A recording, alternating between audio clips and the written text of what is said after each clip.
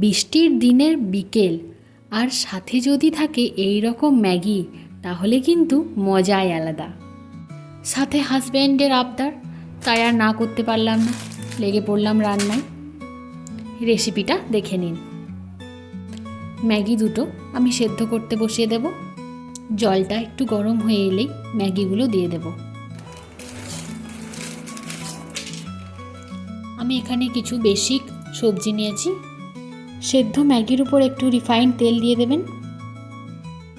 অন্যদিকে একটা ডিম ভালো করে ভেজে নেবেন।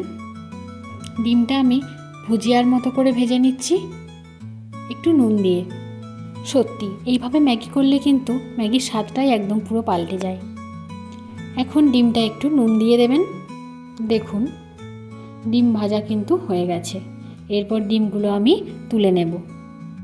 ডিম ভাজা হয়ে গেলে ওই একই কড়াইয়ের মধ্যে বেশ কিছুটা রিফাইন অয়েল দিয়ে যে সবজিগুলো আমি কেটে রেখেছিলাম সেগুলো এক এক করে ভালো করে ভেজে নেব। প্রথমে আলু দিয়ে দিলাম। আপনারা তো জানেন যে এরকম সরু সরু করে কাটলে কিন্তু ম্যাগির সঙ্গে আলুগুলো মিশে যায় এবং খেতেও খুব ভালো লাগে।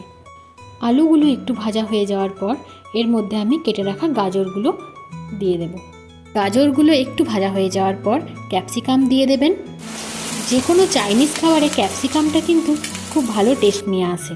ক্যাপসিকাম 1 মিনিটের মতো ভেজে নিয়ে এর মধ্যে কেটে রাখা টমেটো এবং কাঁচা লঙ্কাগুলো দিয়ে দেবেন।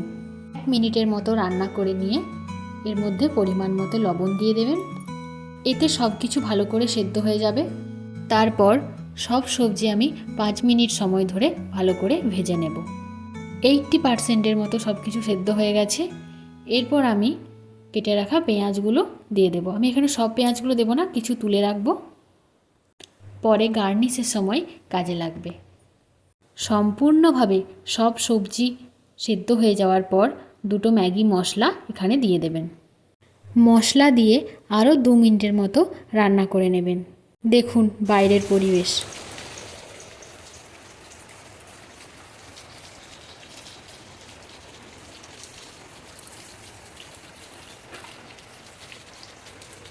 আমাদের গ্রামের রাস্তা। এরপর সেদ্ধ করে রাখা ম্যাগিটা এখানে দিয়ে দেবেন। দেওয়ার পর ভালোভাবে নাড়তে হবে, না হলে কিন্তু নিচে লেগে যাওয়ার চান্স থাকে। তাই ভালো করে নাড়িয়ে নাড়িয়ে ভেজে নেবেন। যখন দেখবেন সব কিছু ভালোভাবে মিশে গেছে, সেই সময় আমরা যে ডিমগুলো ভেজে রেখেছিলাম, নিচে ধরে গেলে একদম ভালো লাগবে না, পোড়া পোড়া গন্ধ লাগবে। তাই সব সময় কিন্তু এভাবেই নাড়তে হবে। সব কিছু খুব ভালোভাবে মিশে যাওয়ার পর যে ডিমগুলো আমি ভেজে রেখেছিলাম সেইগুলো দিয়ে দেব। আমি সব ডিমগুলো এখানে দিইনি, অল্প কিছু রেখেছি। ব্যাস, ডিম দেওয়া হয়ে যাওয়ার পর আরও 1 মিনিট ভালো করে নাড়াচাড়া করে নেবেন। আসলে যত ভাজবেন তত এর স্বাদ বাড়বে। তৈরি, এবার খাওয়ার পালা। যখন আমাদের শরীর খারাপ হয়, কিছু খেতে ইচ্ছে করে না, তখন এইভাবে ম্যাগিটা ট্রাই করতে পারেন। মুখ পুরো ছাড়িয়ে দেবে। যদি ভালো লাগে লাইক করবেন এবং কমেন্ট করে অবশ্যই জানাবেন। যদি এই রকম আরও ভালো ভালো রেসিপি দেখতে চান, তাহলে কিন্তু অবশ্যই চ্যানেলটাকে সাবস্ক্রাইব করে রাখতে হবে। ভালো থাকবেন, সুস্থ থাকবেন। ধন্যবাদ। টাটা।